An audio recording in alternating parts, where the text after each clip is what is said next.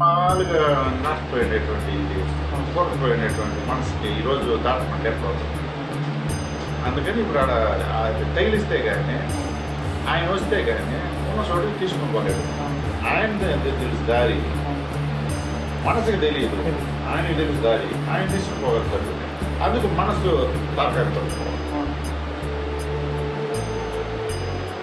మనసు తారకం మనసు కానీ మనసు తారకాన్ని పట్టుకొని ఈ మనసే తారకాన్ని తీసుకోబోలేదు. అంత శక్తి లేదు, మనసు లేదు. లేదు. అది నాయన మనం చెప్తుంటారు గమనించాలి. అదే ఇక మనసు తారకం మీద దృష్టి పెట్టుకోవాలి.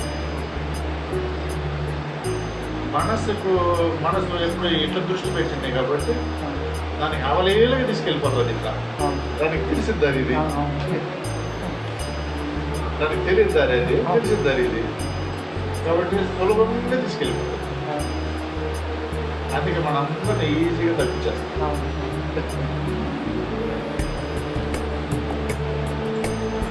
అది మనకి నిత్యం మన జీవితంలో జరిగేది కదా.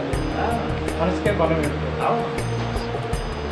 పదవి కదా ఎంతైనా ఎట్లా ఏదో ఒకటి చేసి మాయ మంత్రం చేసి సాగింతం చేసి ఎక్కడో ఇప్పుడు తీసుకొని వచ్చి శరీరాన్ని కూర్చోబెట్టుకోవడానికి ఇప్పుడు మనసే కదా. తీసుకొని వచ్చింది ఇప్పుడు ఆ మనసే. ఇన్ని శరీరాలు తీసుకెళ్ళిపోయింది ఇప్పుడు మనసే కదా. ఆ మనసే ఇన్ని శరీరాలు మళ్ళీ తీసుకెళ్ళిపోయింది. ఎవరు మనసు ఎక్కడెక్కడ పడుతుంటే అప్పటి నుంచి తీసుకెళ్ళిపోయింది.